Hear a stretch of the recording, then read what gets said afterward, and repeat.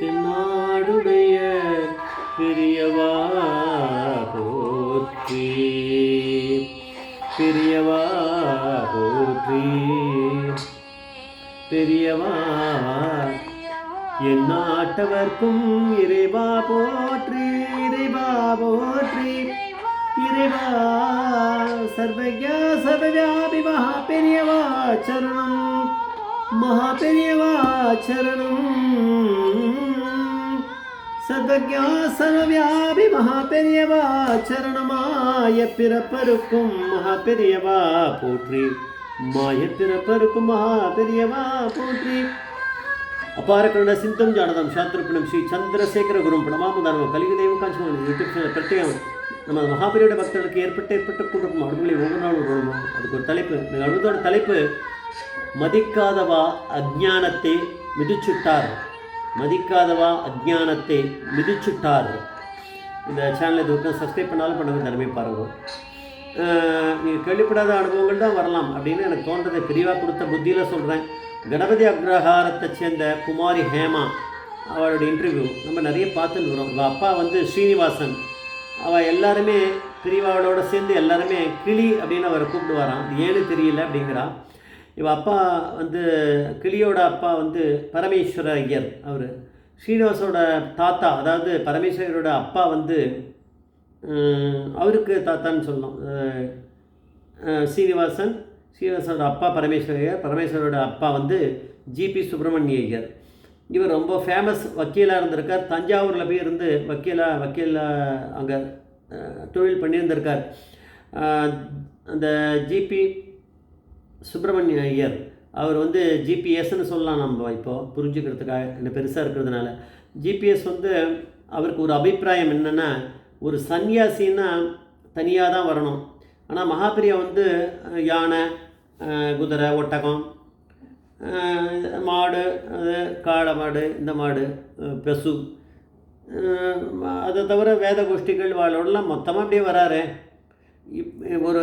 அதனால் இவர் என்னன்னா இவருடைய இதுபடியே வாழலாம் அந்த சன்னியாசி கிடையாது. ஏன்னா இந்த படையோடு அப்படி வரான ஏதோ பந்தாக்காக வரா மாதிரி இவர் நினச்சிக்கிறார்.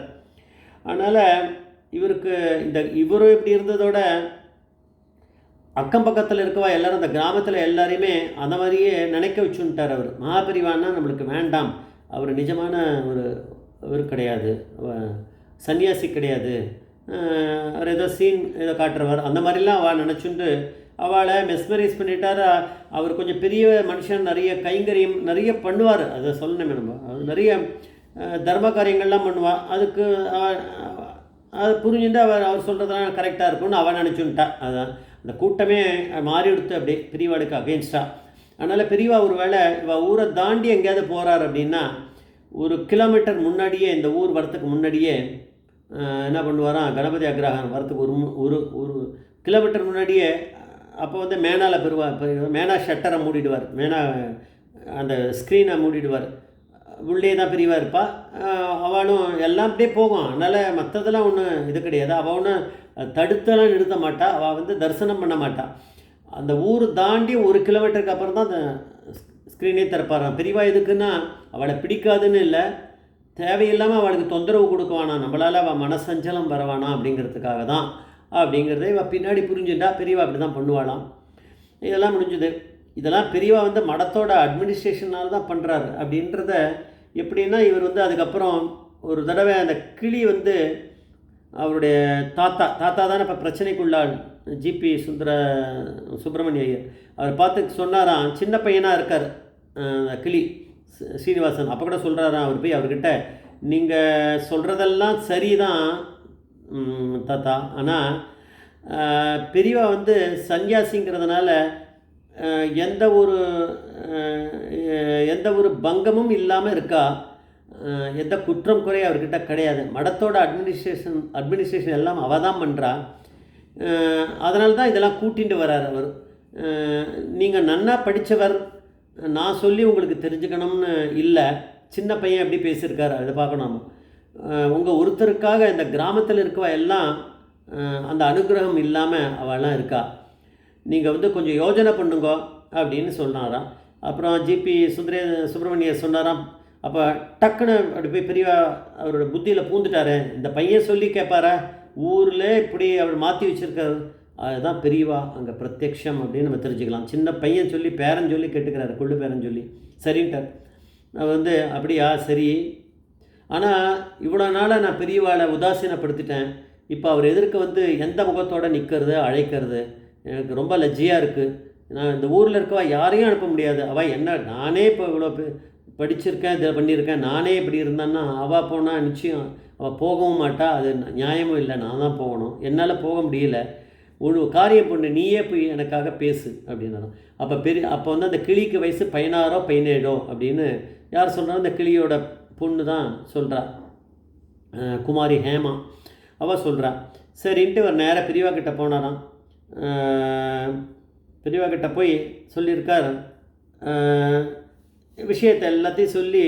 இப்போ வந்து அவர் புரிஞ்சுட்டுருக்கார். அவர் வந்து ஜிபி சுப்பிரமணியர் வந்து உங்களை அழைக்கணும்னு கூப்பிடுறார். என் மூலமாக அனுப்பிச்சிருக்கார். ஏன்னா அவருக்கு ரொம்ப வெக்கமாக இருக்குது, அதனால் என்னை அனுப்பிச்சிருக்கார். உடனே பெரியவா சொன்னாலாம், இல்லை கோவிந்தசாமி மூப்பனார் அவர் வீட்டுக்கு போக வேண்டியிருக்கு, நான் இங்கேருந்து அப்படின்னாராம். அங்கே போய் நான் வேலை இருக்குது, எனக்கு அங்கே கேம்ப் இருக்குது. உடனே இவர் சொன்னாராம், அந்த சின்ன பையன் கிளி சொன்னாராம், எங்கள் தாத்தாவோட கிளைன் தான் அவர். தாத்தாவோடன்னா ஜிபி சுப்பிரமணியரோட அதனால் நான் அவர்கிட்ட பேசிக்கிறேன், அவர் ஒத்துழைச்சிப்பார், நீங்கள் வரலாம், நீங்கள் தயவு செஞ்சு வந்து வரணும், நீங்கள் கணபதி அக்ரஹாரம் வரணும் அப்படின்னு வேண்டானோ. அப்புறம் பெரியவா சரி போய் ஏற்பாடு பண்ணு அப்படின்னாராம். சரின்னு வந்தாராம். தடபுடலான ஏற்பாடு பண்ணியிருக்கார் அந்த ஜிபி சுப்பிரமணியர். எப்படி இருந்தவர் எப்படி மாறிட்டார் அதான் பார்க்கணும். யார் பண்ணால் ஒரு 16 17 வயசு இருக்க பேரன் வந்து சொல்கிறத கேட்டு மாறி இருப்பார் அப்படின்னா பெரியவா அங்கே நினச்சா பண்ணுவார். எப்போ அவர் மனசை மாற்றணும்னு யாருக்கு தெரியும்? யாருக்குமே தெரியாது, பெரியவாக்கு மட்டும்தான் தெரியும், பரமேஸ்வரன் மட்டும்தான். அதனால் பெரியவா வந்து மனசு வச்சுருக்கார். அவர் ஜிபி சுப்பிரமணியத்தோட இதை மாற்றிருக்கார். மாற்றினதால அந்த ஊரில் இருக்கவா எல்லாரும் வந்து இது பண்ணி அங்கே ஒரு 3-4 நாள் இருந்திருக்கார். எல்லாரும் தரிசனம் பண்ணி அப்புறம் எல்லாம் பெரியவா பித்தாயிருப்பாள், என்ன மாதிரி நம்மளை மாதிரி எல்லாருமே. அதனால் அந்த அனுகிரகம் யாரால் கிடச்சின்னா அந்த 16 17 வயசு இருக்கக்கூடிய ஸ்ரீனிவாசன் அப்படிங்கிறவர், கிளி அப்படிங்கிறவர், அவரால் தானே இதெல்லாம் கிடச்சிருக்குன்னா. பெரியவா யார்? மதிக்காதவா அஜ்ஞானத்தை மிதித்தவர் யார் அப்படின்னா பெரியவா அப்படிங்கிற பரமேஸ்வரன் தான். அதனால் அவர் அப்புறம் பைத்தியம் ஆகிட்டாராம். மகாபிரிவா கேட்காம எதுவும் பண்ணுறதில்லை அப்படின்னு யார் சொல்கிறான்னா அவள் பேத்தி ஹேமா சொல்கிறான். ஜெய் ஜெய்சங்கர் ஹரிசங்கர் மகாபிரி பாதவிச்சரம்.